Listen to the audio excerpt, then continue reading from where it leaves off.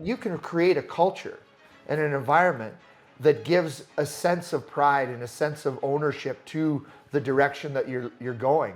That is the ultimate employer, or that's who people want to work for and work with. Welcome back to the Mark Faris Experience. I'm your host, Mark Faris. Today, we have a real treat for you guys. We have Greg McHale. He is known as the host and executive producer of the hunting TV show, Greg McHale's Wild Yukon. So the guy is just a real badass when it comes to not only the being outdoors and the whole outdoors world, but he is a phenomenal business guy as well. And we're going to be talking about how he's building a portfolio of brands spanning from real estate, tourism, outdoor entertainment, health and wellness. And he's acquiring businesses right now. So he has so much wisdom to be able to impart, and super excited for this conversation. Greg, welcome to the show. Well, thank you very much, Mark, and appreciate the introduction. I hope I can live up to it. Oh, well, and this is based on our previous conversations, and we're in kind of this similar friend group as well.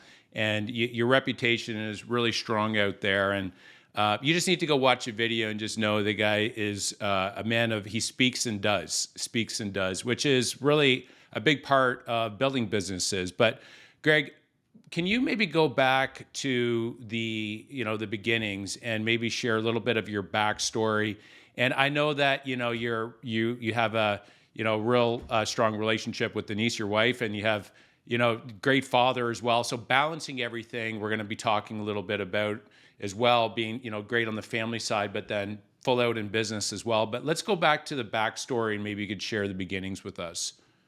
Yeah, sure. Well, Mark, I grew up in Ontario, in your stomping grounds. I have been out west now for over 25 years, but certainly grew up in Southern Ontario, farm country, pretty blue collar. By both my parents, they were government workers, so there was never any entrepreneurship in my family or my background.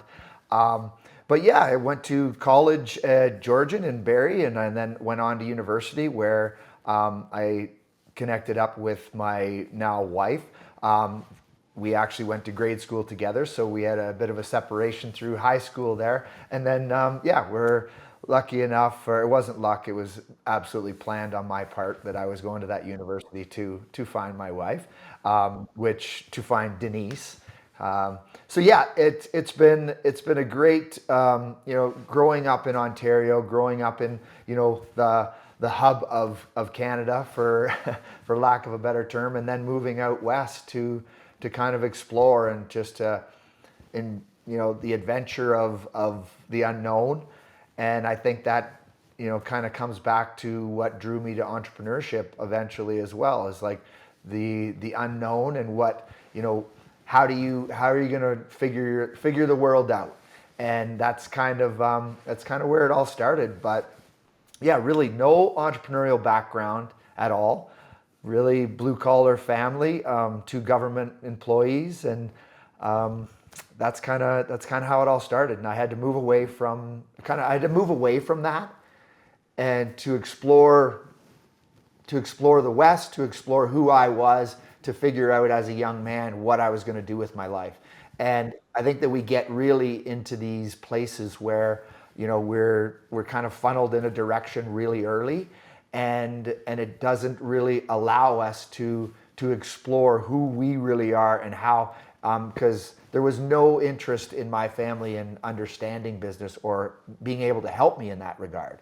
So I had to get out. I had to move on to be able to figure that out for myself. Yeah, right on. So to get out of the existing circle to go search and find out about it. So maybe we could start with, like, what got you into the outdoors? I mean, if you just go and check them out, it's phenomenal, some of the stuff you're doing. And maybe we could start with that, because that's what, from there you were able to build your name, and then from there you were able to build some phenomenal business and kind of use that as a stepping stone. But maybe what was it that got you into the outdoors there, and then how were you able to kind of grow your following? From, maybe you could just take us through the steps that you did. Well, much like a lot of young boys and girls, I was introduced to the outdoors from my parents. My dad loved to fish, and our we didn't have a lot of money, but our holidays would have been packing up our car and driving 10 hours into northern Ontario into the bush and put up your tent off of some logging road and go fishing and camping for a week. That was our holidays. So being introduced to that, and my dad loved to fish, so he would take me fishing. I got so many fishing holidays on Friday. Him being a government worker, he Yeah, figured how to get his Fridays off. yeah, yeah. And I used to get school off because of it. So yeah, it was just being introduced to those things by my father mainly, and it was a part of growing up that I think that I received that a lot of my friends didn't. Living in southern Ontario, it's there's a heavily populated area as far as Canada goes, and there wasn't that much access to it. So I was fortunate that way. And then, as after post university, I moved on in search of that wilderness experience that I loved so much as a child, and continued to do so all the way through. That I wanted to see what is the next step. Now I need to get to the mountains. Um, Now I need to explore the wild places. So I thought about, like, where's the wildest place a guy could go to and still be in our country, and the Yukon was calling, and that's where it really started for me, as far as understanding the wilderness, and then putting an athletic component to that as well.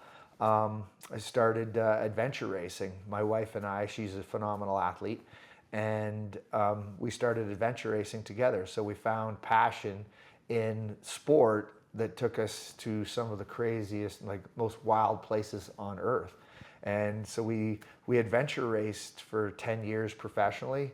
We traveled all over the world, and that was our real focus as we were holding down regular jobs. And what can you tell us what that is, adventure racing? Just, for the listeners so that they Yeah. understand what that actually is. So it's our our sport was multi-day, hundreds of kilometers, like 400 to 1,000 kilometer races where you bike, paddle, and run nonstop as a team of four. So it's kind of, the clock starts and you have to hit a series of checkpoints, navigating map and compass in remote places on the planet, really. So I believe that it's the hardest, absolutely the hardest team sport on the planet. And I think that a lot of where I've got to, or where my wife and I, where our family has got to, is because of lessons we've learned through that and applying them to everyday life. So it's really, I think I would say that it's the most foundational and fundamental thing that has brought our family the greatest reward that I probably could have done than anything else. Well, and you're doing that while balancing a full-time job, so training and doing that. I would imagine that many teams would either get really tight or fall apart and be the worst of enemies. I would think you get halfway through, and there's everybody's super tired, and it's hard, and you're frustrated, and you say something. I would imagine it'd be a push or pull kind of result coming from that. Is that what you found? The thing about that sport is there's nothing is hidden. Like, your personality is who you are, and it comes out. Because when we're at our lowest points, is kind of, it's fundamentally who we are. And can we push through? Do we want to quit? If we want to quit, do we articulate it? And that, there's so many nuances to once you've physically pushed yourself beyond where you ever imagined you could be, and then you keep going. Like, that's where you find out. And the best teams in the world are people that are unbelievably driven, and that are and also unbelievable teammates. because if you and I are on the same team, Mark, and I'm struggling 3 days into a race, you're struggling too, but you recognize that I'm struggling worse. You walk over and say, "Hey, Greg, let me take your pack." Like that's that. So there's two things that have to go on in a team like that, and these are how you build amazing businesses too. Is there's two things that go on in that team. Is you have to recognize and be willing to sacrifice you're feeling a little bit better than me right now, so you have to be willing to take on my extra weight for the good of the team.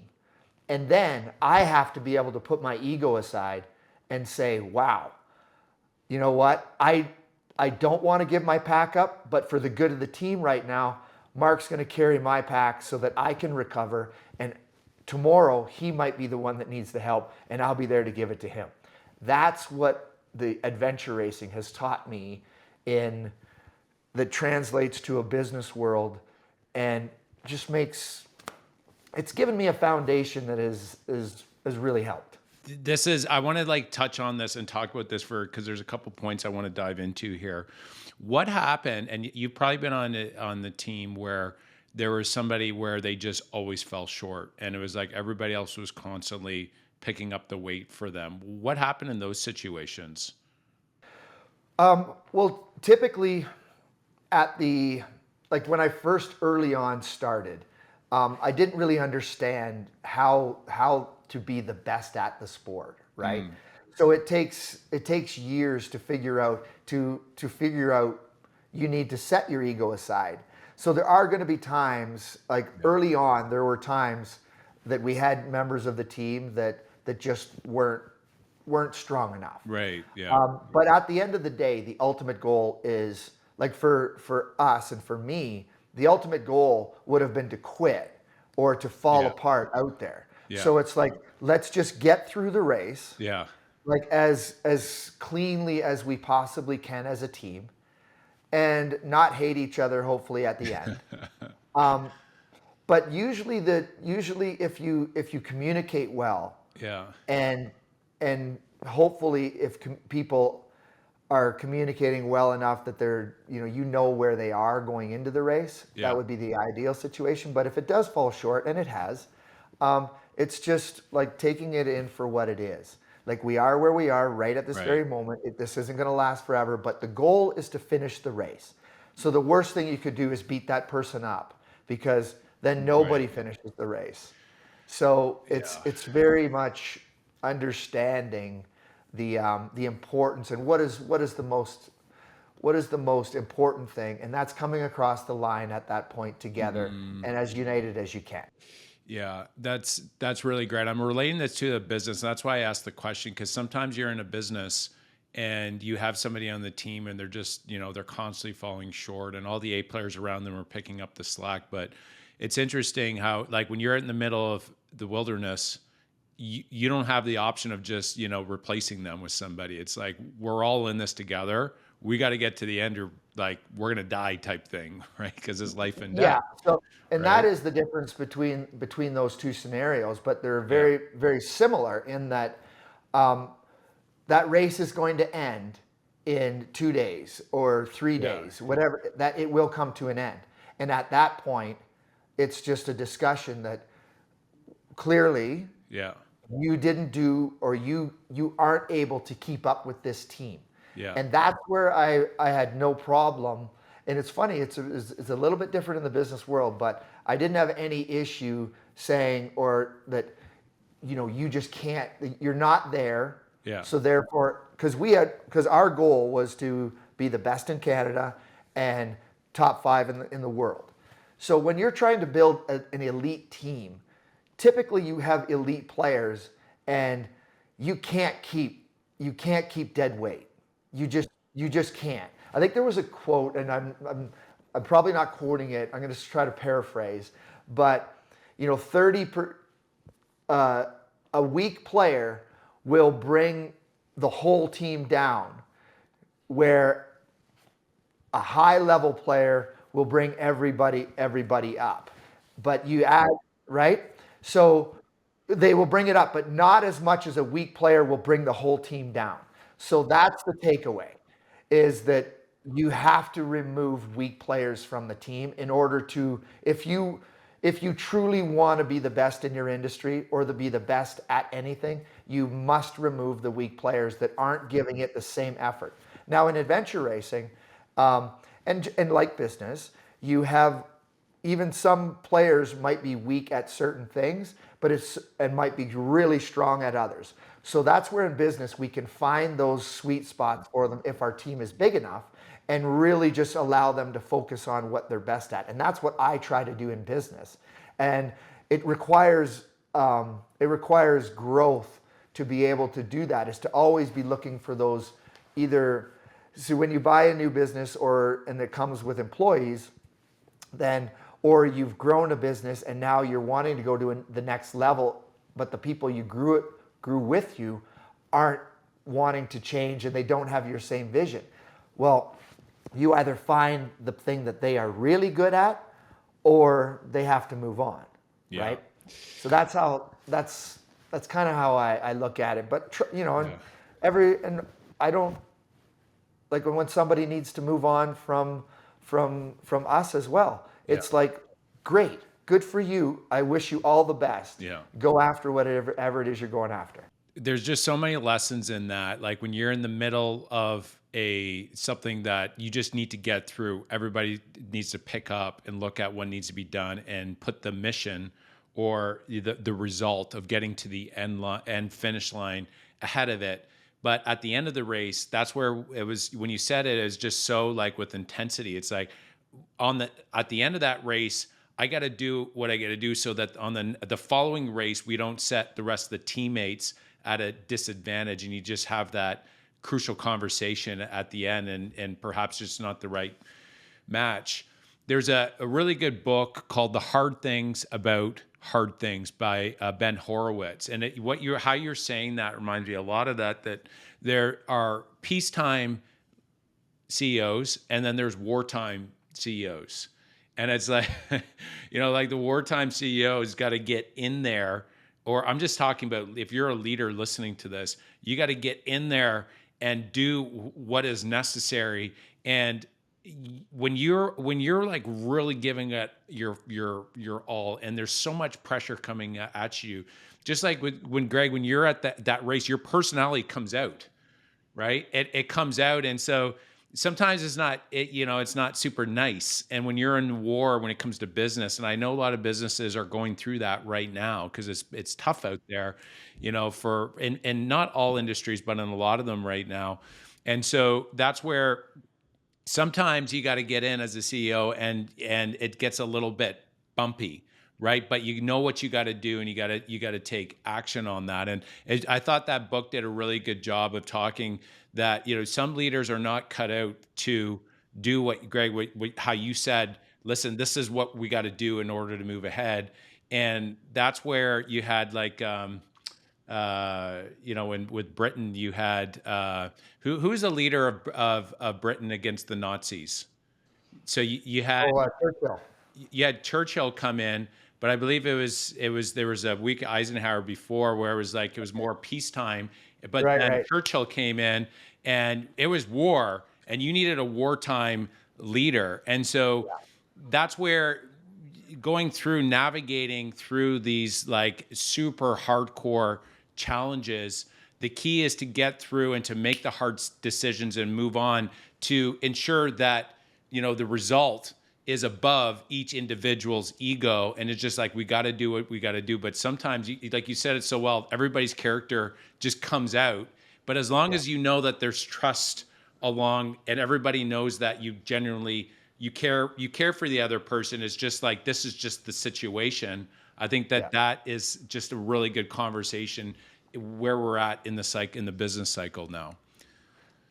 No, it is difficult out there in business, but it's also so rewarding because often like adventure racing or life, the reward is in the challenge. Yeah.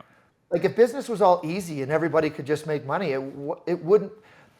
Business people would find something else to do. Yeah. Like true entrepreneurs would find something else to do. Yeah. Because that's at heart, I think that's who we are. And if that is you, if you believe that that's you, but you just haven't had the opportunity yet, like dig in, Yeah. like go for it. Because the world needs more entrepreneurs. We don't need more government. Yeah. Like, Yeah. because those are the two alternatives. Yeah. That's right. Like you have, so, and there's lots of room for everybody out there, I believe. And some teams are going to be at the top of the race. They're going to be in the top 5, and there's going to be other teams that are not in the top 5. They're not doing it. They're doing it for different reasons, but everyone's racing. It's so interesting when you said that. Like when I look back and reflect on my career, the hardest times where it was brutal. Like I look back on those and that I just pushed through and overcame. I look back on those with like actual fond memories. It's interesting. As hard as it was, it's like painful to think about it, but there was like real joy in the overcoming of it. And when I look back on it, the best and biggest growth that I had in my career was going through those real tough situations where it was like, oh, I don't know if I can keep going, but you just like you're deep down and you just go ahead. I think that's where the real reward and growth and personal achievement and all the rest of it. Would you agree with that? And based on your history? I 100% agree with you. I'm going to tell you hopefully it's a quick little Please. story. Yeah, please. During COVID, so one of my businesses, it's the only largest tourism business in the Yukon, and it caters to cruise ship traffic that comes in from Alaska. So think COVID, think cruise ships. And so now we're in the worst industry to be in during COVID in our country, right? And so not recognizing how long this was going to last, but the tourism is shut down. Nobody's taking cruise ships. And now and you can't come across the border. So that industry is just done because all of our tourism 95% of it was American traffic. So the business is pretty much devastated. And we think, okay, 1 year, like everybody did, this is going to last for a year, and then it lasts for 2. And then in our industry, it lasted for 3 because as things opened up, there were still restrictions, border movement was still difficult, and essentially it lasted for 3 years in that industry. And a lot of people don't know that. They think COVID, if you work for the government, it was just time off. Like, sure, it was, but if you work for private industry, it was not time off. It was devastation in some sectors. So instead of folding up shop and going, oh man, poor me, it's like we started looking, okay, what is another business that we can buy that I can keep my employees so that we can continue when it comes back, we can be ready, hit the ground running, and we're good to go. So I went out and bought another business, and we moved all of our tourism employees to that business. And it wasn't an awesome business by any means, but what it did was it held the team. It held the team tight. And so when we went back into the tourism world, we sold that company and we hit the ground running again. And now it's been amazing for the last 2 years. So it's do you look at it and go, oh, like, yes, it was a difficult time and you had to make difficult decisions that were going to cost you more money potentially. But at the same time, like you said, those are the things that you look fondly back at and you go, wow, we got through that. And I look back at that and my wife and we go, we got through that because we've had hard times doing other things like adventure racing. And when you choose to do hard things, I think there's a difference between choosing to do hard things and having hard things pushed upon you, right? So there's like the two, like if you have to drive your child to work out, to play sports, and you have to like push him or push her every day, that's not the same kid as the son that you've got that wakes up at 5 o'clock in the morning because he wants it. then it's easy. So sometimes when you can push yourself to do really difficult things, then when difficult things come at you from everyday life, which they're going to, everyday life, is we're going to deal with them. When they come at you, you're already prepared because you've chosen difficulty. And when you choose to like wake up in the morning and work out, or like you have to choose to do these things, because the easy thing is to roll out of bed, pick up your phone and scroll social media and put your brain on neutral. That's the easy thing to do. When you choose hard things, when hard things happen, they become easy. Oh, I love that. Oh, there's so much there, Greg. So these are just like super high level what I got from what you just said there, because there was a lot of gold there. So when you're going through a hard, and when COVID hit, it was really scary for us as well. I mean, when on the real estate brokerage side, so we have the real estate investment firm, which we had launched through that period, but the brokerage side, we had about over 100 team members. And when that hit, we were actually projected out that sales were going to go to 50%. And so what we ended up doing is we kept the A players, but we ended up letting go of like the B minus and C players through that period. But we maintained their A players. And what ended up happening with real estate was it was only 30 days. And then it was like the biggest boom, but we didn't let go of everybody. We kept our core A players. And it's interesting because we ended up having our best month with 15 less team members, which then taught me a real lesson there. But keep your A players. They are extremely valuable. What you did, you bought another business to keep your A players so you're ready to go. That was genius. Second thing here was like always there's always a way. That no matter what challenge, there's always a way. And that's what I found with like the best entrepreneurs, Greg. It's like, this is where we're going. I'm going to go around the wall. I'm going to go over top. I'm going to go through it. I'm going to go underneath it. I'm going to get somebody else to go through it, right? Because they're creative. And then, choosing, that's so true. And, that story with my son that I actually shared with you before about him coming to me and say, "Hey, Dad, can you train me?" He wanted to do it. And he woke up for 5 months in a row at 5 a.m. because he wanted to. And then he took it and made it his own, where I wasn't telling him to do it. If that would have happened, that would have not lasted that 5 months. So it's so true. Like if you choose to do something, you're going to double down on it. You're going to just get much better versus, somebody's telling you to do something. So then that ties into making sure you hire people that choose to go the extra mile versus you telling them to do it as well. And I think that there's, often in business where, there's obviously restraints and financial and everything. And I think that those A players, sure, they're going to require a higher level of pay, but the output that you're going to get from them, plus the motivation that you have a bunch of A players in the same room, and the level just goes up, like energy, excitement, productivity, it just goes up. And that's invaluable when it comes to businesses. And that's how you expand, how you get bigger, and how you grow. So, I mean, the problem is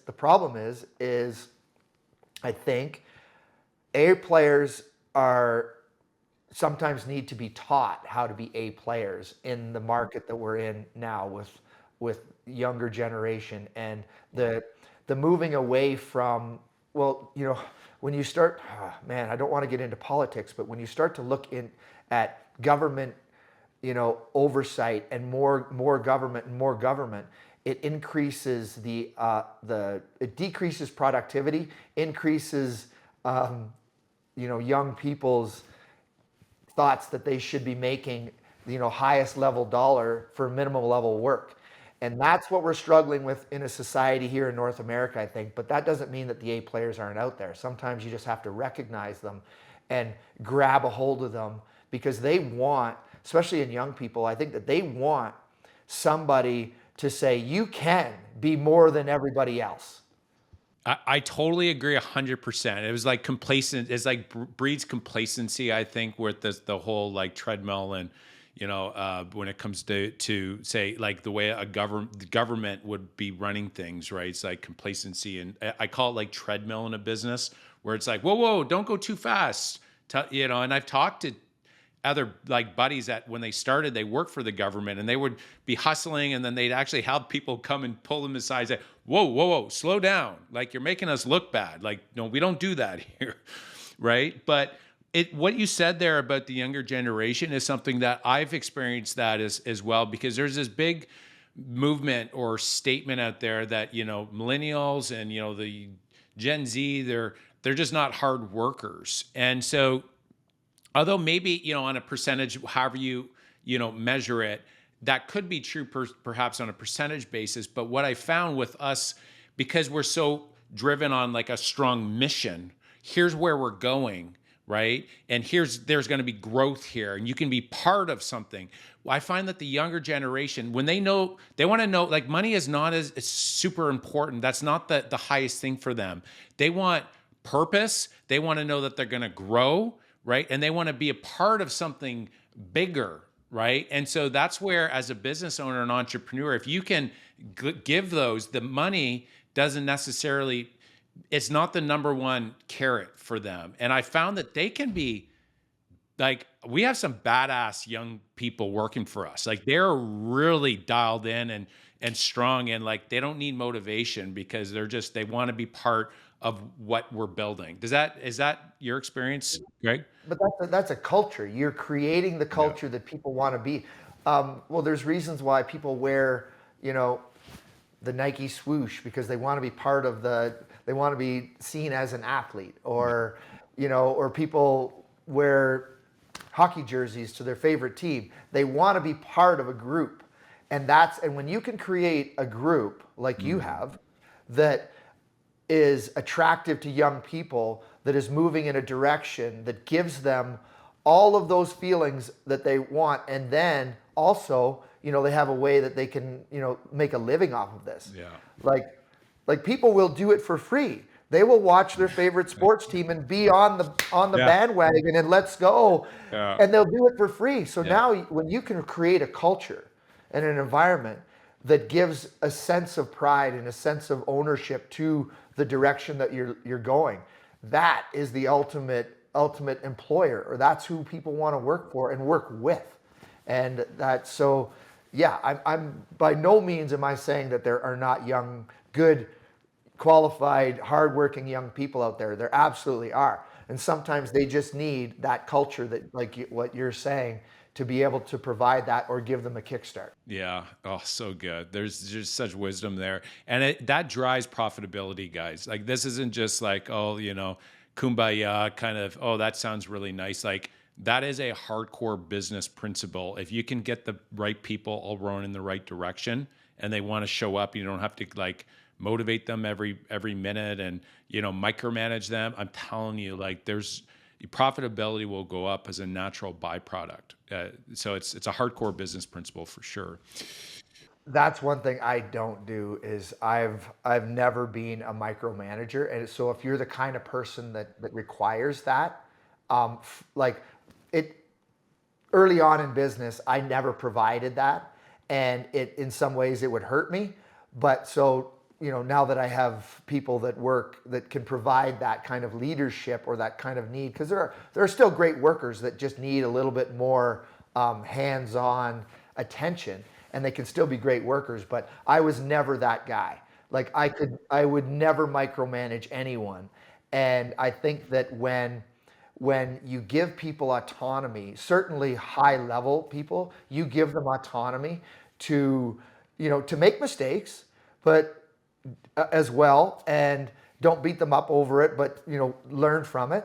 And you give people, high level people, autonomy, and they are going to take it through the roof. Yeah, there's 100% agree with you, Greg. And I would just say, as kind of a final thought on this, unless Greg, you wanted to add anything, is that if you have to micromanage somebody on a daily basis, I'll share an example. We used to you have to clock in at 9:00. Your lunch hour was at this time. Your break was at this time, and you would have to stay until like 5:00. We used to be hardcore earlier on in my career when we hired people. I just thought that was the way. But then what happened, actually, it was actually through COVID, and it was even before that. But what we ended up seeing was that when we started letting go of people that were at the B level. We found that the A players, like we weren't micromanaging them, and they were just, the productivity was through the roof. And so what I realized is that when you have somebody that isn't an A player, you do need to micromanage in a way, because what I found was people would be taking advantage, right? People that weren't dialed in. But when you have the right people, they don't need to be micromanaged. They know what their results that they need to get, and they go after it. And actually micromanagement is the number one, like that bothers them, and they will leave your company. So if you need to micromanage somebody, I would be asking the question, are they the right seat on the bus? Should they be on the bus? And, Yeah. maybe give yourself a gift and get an A player there in that seat instead. Is that your experience, Greg? Yeah, I think 100%. Like, obviously, everyone in business wants the A players. Yeah. But unfortunately, that's, the larger your business is, the less the there's an increased volume of non-A players. Yeah. But ultimately, if you can create your core team of A players that can then disseminate a great culture, like you guys, like you're talking about, then that's the way to build. Well, I'm glad we had that chat there, because like going through all of your online as well, I know you're huge on culture as well, and obviously that gives some further context with the adventure racing. Now, Greg, you make what I found in business is that the results in business is about making hundreds of quality decisions, and decisions are a big part of it, and some are big, some are small. How do you have like a filtering mechanism, or how do you make quality decisions within your company? Is there like an approach that you take to ensure that you get, good results? Yeah, I think that. So now, what I do, if I have a big decision to make, I put it through an impact filter, like a filter of that will I can dial it down to make sure that I'm answering the right questions, or what am I trying to achieve? So before I take anything to my team, um, I have to know and have really good clarity about it myself, so that I've asked the questions. What are we going to benefit from that? What are our greatest liabilities, our greatest risks, and then all the steps to success if this is, and then after that, I do it, sit down, and it only takes, 20, 30 minutes maybe. And then when I feel that this is something that we need to make a decision on as a team, and then I take it to the team, and I try to get input without necessarily giving my input, or I ask the team to what they think about this, and come back and give it to me. And if they think it's a good idea that we move forward on something or make a decision on something, then we can discuss it in reverse order. So the same way. But the biggest thing is being mindful and not just being emotional is a big part of where I think that businesses can go wrong, is by being emotional about, whether it's a business you want to buy, something you're interested in, or a direction you want to go.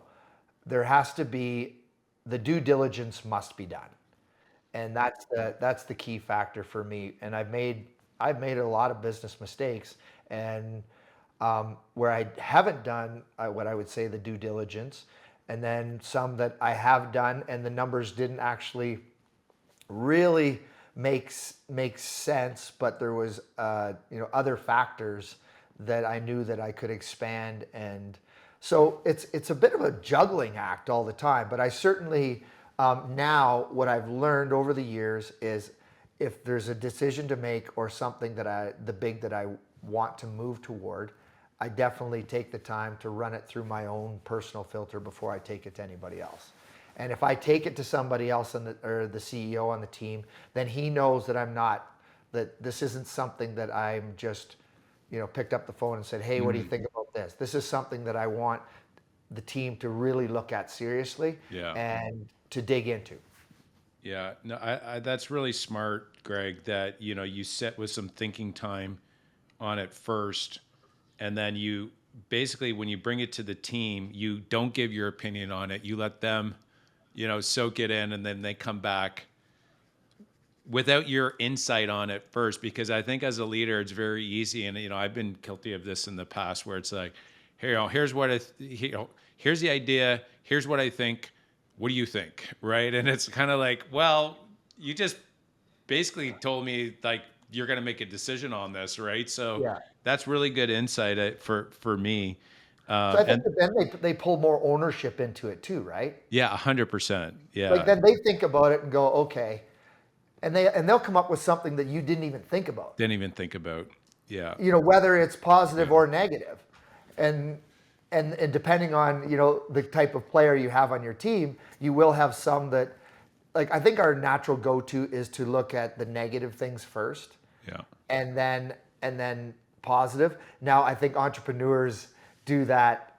The negatives don't impact us near as much, so sometimes we need to have those other people that are not entrepreneurial looking at it from a different lens, because I can look at something and the negatives would be like 1%, and immediately I then go to the oh yes, we can make this happen, we're just going to do this, and so yeah, having those teammates to be able to bounce this off of and not dictate to them, or try not to give your thoughts on it before they have an opportunity to think about it. Yeah, I heard Patrick Bet-David say this, and it really stuck with me. He said, whenever he thinks about things or any sort of opportunities or something comes up, he says, I'm 51% on the optimism side, but he said he's 49% paranoia. So, right? Yeah. And I thought, oh, that's really smart, because as an entrepreneur, you nailed it. I mean, it could be like, there's like a 1%, it's like all optimism, right? But, with any sort of opportunity, if you look at the other side, it's like, okay, I'm a little bit more optimism, but paranoia is the other side of it. And I think as I've developed and grown in my career and honed and been through some hard things, like definitely I'd say I'm a little bit more skeptical. There's still optimism there, don't get me wrong, but when somebody comes and presents an opportunity, it's like so wonderful. I'm like, okay, let's dig into where the real truth lies, and that's where the 49% paranoia comes. Yeah. Yeah, and I think that that's probably the healthiest place to be, especially, when you've got a lot going on. Like, because you start to divert, your team in another direction, then, or try to spread them too thin, or say, okay, we're going to take X number of dollars and we're going to now go buy, put these dollars toward employing more people toward this.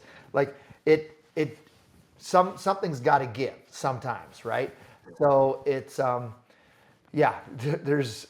I think that if you've been in business long enough, you've made mistakes, and I think that true entrepreneurs tend to not necessarily forget about those mistakes, but certainly they don't impact them in a really emotional way for a long time. I think that we're able to get over things fairly quickly, and hopefully we've learned from the mistakes that we've made. And that's part of life, I guess. But I think entrepreneurs have the ability to forget fairly quickly, which is probably a good thing in a lot of ways. Well, because giving up is like the ultimate failure, right? So yeah, ultimately there's definitely positive in that as well. And so yeah, it's just a really good conversation to have, because I think as business owners, it's like it can be all about the good, but there's also, you got to like have your team there to keep you grounded. And so really good insight there, Greg. Now, to kind of transition this a little bit, so you're super fit. I mean, if you go on YouTube, you're going to see the guy's like super fit. He's amazing father, because we've actually talked on the iPhone before, and we were on FaceTime, and you're at a hockey tournament for your son, so you're able to show up to the events for your kids, and you're a business owner running, buying different businesses.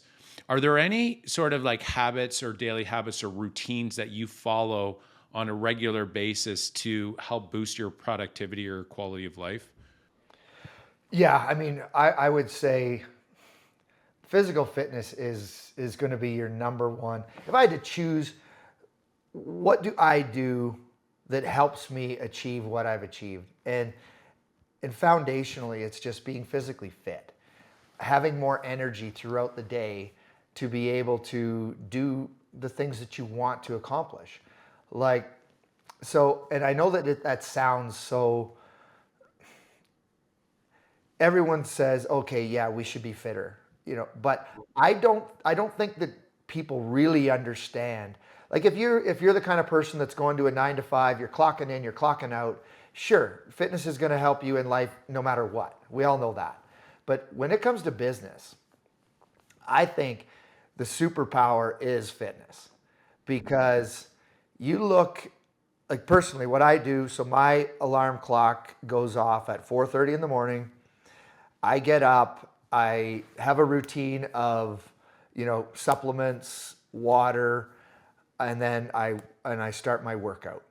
So that's what I do, and it's non-negotiable. Certainly some nights, if I'm on a date night with my wife and we get back, late, it's after 11 o'clock, and on a weekend or something, and I'm human. So I mean, my alarm doesn't go off at 4:30, but Monday to Friday, and probably once on the weekend, for sure, it does.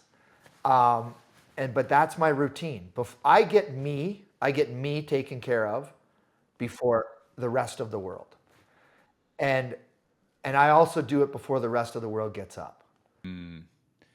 Yeah, I've heard Grant Cardone say, beat the sun up, right? Sort of approach. And there's wisdom in that as well, because, if you're working out, say, in the middle of the day, and, that's like hardcore business time, if somebody worked out earlier than that, I mean, you better believe that they got a competitive advantage, right? Well, then you don't have to take care of, like, we all have to take care of us, because you can't take care of, I believe that you can't take care of anybody else, whether it's your family, your wife, your children, your employees.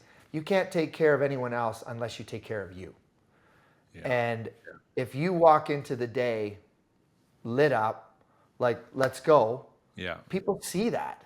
The Yeah. people around you recognize that. And it's so hard. It's so hard to bring down or to have a negative feeling around people that are energized. Like it is, think about it. If you go to one of those, I don't know, like a Tony Robbins, Yeah. if you went to one of his things, he has the ability to energize the crowd. Yeah. So having somebody in a crowd of people like that is just, oh well, yeah, we're gonna get through the day. Like, it doesn't happen. And that, if you can bring that to your family or your team every day, Yeah. then that's just who they become. Yeah. So like my son, like yours, Yeah. like my son, his alarm. Well, I started to have to get up at 4 a.m. because my son was getting up at 4:45, and I wasn't getting my time in. Right. So I started to have to switch, but now because we would get out on the outdoor rink, and long story, but we've moved to Calgary for school for the kids and everything. So our lifestyle has changed a little bit. So I'm able to get up a little bit later, 4:30, and he gets up by 5:15 or so. So it's getting all, now I'm teaching the foundation of that to a 12-year-old boy and a 9-year-old girl, and that's becoming the normal operating procedure, and it has for years. So that's just who they are now. So they know, get up in the morning, get your workout in, do the things you got to do, and then go off to school for the day. And then after that, we have, the day is planned out.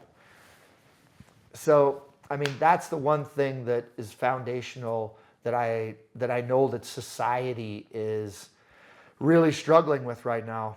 But if I was going to give one piece of advice to an entrepreneur, is get yourself straight. And you can do it at the same time. Like, work on your business, but work on you. Yeah. And selling is, to me, it's like, It's a transition of emotion, enthusiasm, right? And so, as a leader of a company, any sort of entrepreneur, any sort of leader, the best salespeople are the ones that can communicate and to pass along energy to the next person to be able to make enthusiasm so that they can believe in it, right? Yeah. And so I totally agree that when I'm working out on an ongoing basis, it just like it's like coming out, right? And people catch on to that, and it like wakes them up, and they want to be part of that. And so Yeah. you nailed it. Like say at a Tony Robbins, you see them and everybody's like, was down at the beginning, and then all of a sudden they're up. And I think as a business owner, that's our main job, is to constantly repeat, here's where we're going. Here's the mission, guys. This is where we're going. It's like constantly every day.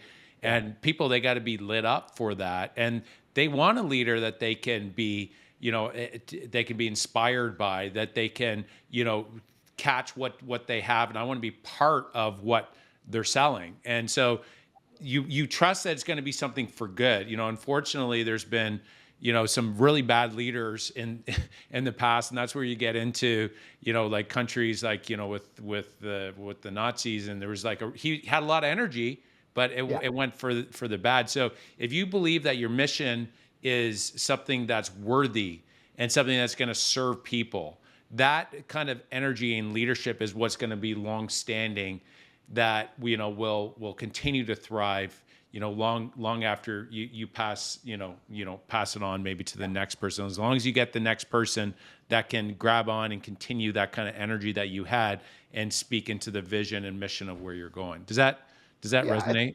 I think what resonates there for me is the word service. Like, because I think that as like for me personally, it's I get I get a lot of personal satisfaction from knowing that I'm contributing to something.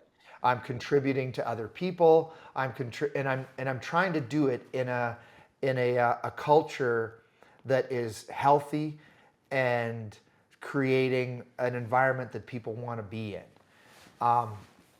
So I think that, and that's the service aspect to entrepreneurial attitude. I think is, we are trying to give people a reason to get up in the morning, not and more than just a paycheck. Hopefully, I think that's what the greatest businesses do. They give people, to go back to the conversation, they give people a reason to go to work, and it's not just for a paycheck. That's when you've got a culture, and that's what I'm inspiring to do. And it's difficult. Some days are easier, some days are harder, and that's life, though, right? Yeah, no, it's so bang on, 100%. And when you see like people's lives changing, I think that's where, as a leader, you get resold, you get re-energized from making impact, right? So, whatever those life changes are, like really like write those down, because when the hard days come, like you said, you go back to your win list of like all the impact and all the change and all the lives that you change, whether it's a client or one of your team members. I think that's a good motivator to be able to cling on to. And you just got to go back and remember that there's lots of them there, but I think a lot of times we forget, right? And so that's where, to bring it back to the fitness part of it, I think that that's where, if you can take care of you, you can you can you can be as fit as that. We don't all have to be Olympic athletes. Yeah. And it doesn't require that much time, but the net gain for you and the people around you is and it's going to force you to do something difficult, right? So there's the chosen difficulty.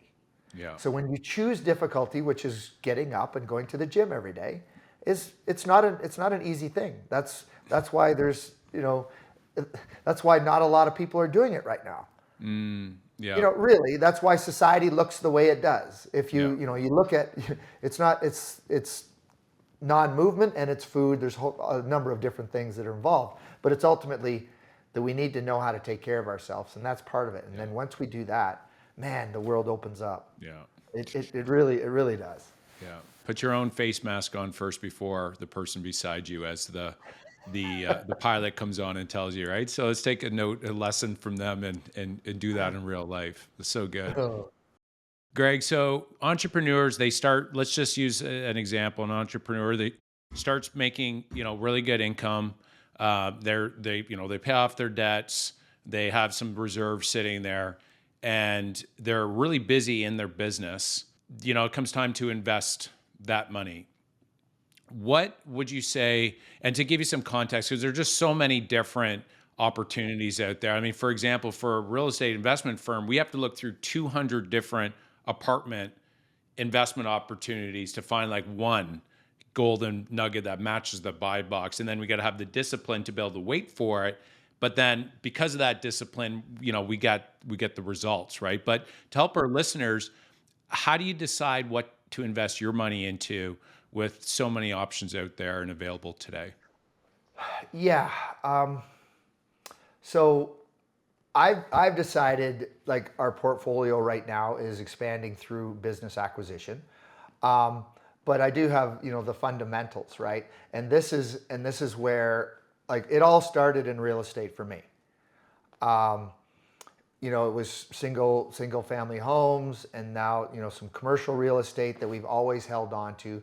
And, now it's the diversification, I think, is important for us, because we have lived through a time like COVID where one of our main businesses was destroyed for 3 years. And we had the ability to have these other, like, having a diversified portfolio, i.e. starting in real estate, certainly was foundational to knowing that there is no pressure. Like, the pressure is minimized by virtue of that diversification. So, if I was going to recommend, it's to anybody, especially like to young people, it's, the rule of 72 is, invest early, invest wisely, and stay the course. And I think that that's what real estate offers for sure, is that style, investing and willingness to stay the course is going to pay off long term. So so we have such a diverse portfolio, but I would say that it was grounded in real estate, and real estate is certainly the foundation of it still, which has allowed me the income to be able to go out and buy other businesses, because and there's two big differences there with real estate versus businesses. In just owning the asset, there isn't a whole lot of human capital that needs to be implemented to run these things, and you can see the dividends. You can see it increase over time. Whereas you buy businesses, now you've got a lot of human capital, and you also you're dealing with people, and so it's a little bit different. So having the mix for me is what is really the sweet spot. But I would definitely say, if I was going to recommend someone who wanted to start to invest some money, real estate is tried and true. It's lasted the test of time. Like, the graphs don't lie. So yeah, that's kind of would be my recommendation if we're talking from an investment portfolio, investment money strategy. Yeah. Well, you just nailed on the two that, real estate's made 90% of the millionaires. And if you just look at majority of the listeners, probably your own net worth is probably mostly real estate is where you had the biggest gains in general. I'm just saying in general.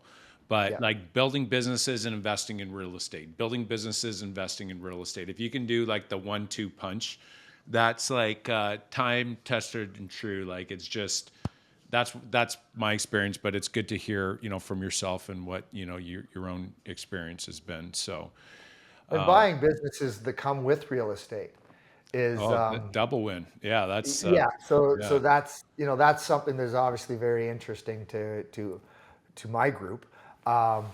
But it doesn't mean that it has to have real estate, but certainly those are two things that if you can get them together and the numbers make sense, then yeah. Last question before we get into the rapid fire, and then we'll wrap this up here, Greg. when you look at businesses, what's the number one like hot button for you that you say you look at a business and say, I'm really interested in that. Like there's like a real opportunity here. What would you say would be kind of the biggest thing you're looking for there when it comes to buying businesses? Ultimately, it's all about the numbers. Okay. It's like for me, it's all about the numbers. And then after that, if it tweaks my personal interest, Yeah. then it's like, okay. Or something that I'm very well versed in. That's kind of where my test goes. It goes numbers number one, then personal interest and knowledge. Okay. And what would you say would be, say, the top numbers that you're looking for that are like important? Are there like one or two numbers that really stand out that if this is really good? Yeah, SDE and EBITDA is, once you start to dig into the numbers and really know what you're talking about, or what you're looking at, because when you're looking at a new business, to purchase, business owners, if is it family run, is it single, does somebody just have the business but they're actually an employee?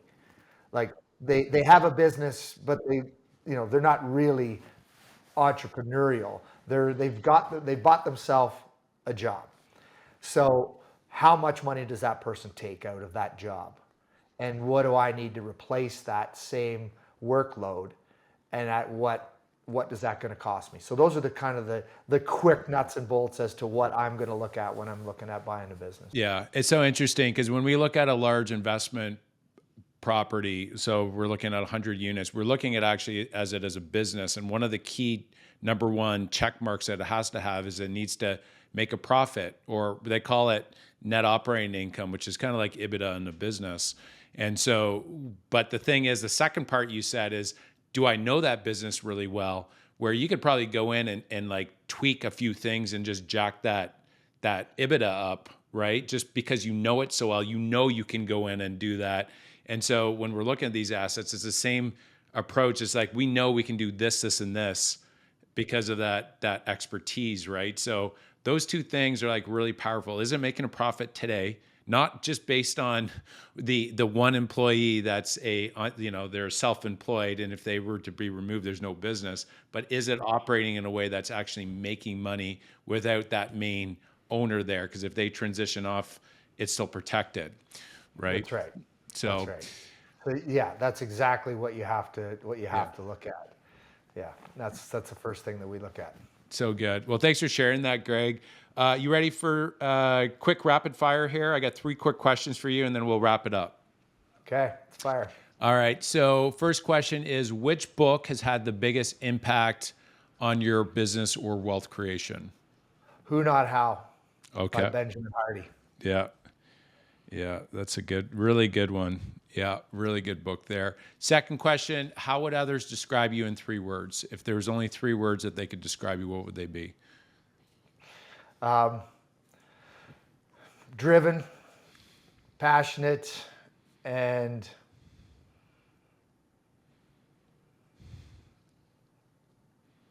motivated. Yeah.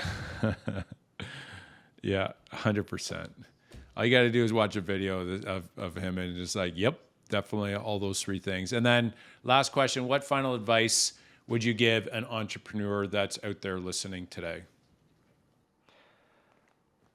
I would say that don't be discouraged through failure, because sometimes it's through failure that we find out exactly who we are. And if you're going to be in business and you're going to stick it out, there are going to be failures. You're going to make bad decisions. You're going to hire the wrong people, and it's okay. But push through, keep going, because that's the one factor that nobody can take away from you, is if you stay resilient and you continue to learn, continue to educate yourself, stay the course, and be resilient, and you will be successful. So good. That was such a great last piece of advice. Definitely felt that from you, and I know all the listeners would as well. So, how can the listeners connect with you? Maybe they're looking to sell their business, and they're curious about yourself, or maybe they just want to check you out on your show. What would be the best way that they can reach out or connect with you? Yeah, the website is the McHaleGroup.co. That's a website that is more the business portfolio. And otherwise, I'm on social media. Everything is Greg McHale's Wild Yukon, Facebook, Instagram, and my email. That's the website, Greg McHale's Wild Yukon as well. So yeah, there's a number of different ways, but certainly the Greg McHale's Wild Yukon is very much the media marketing,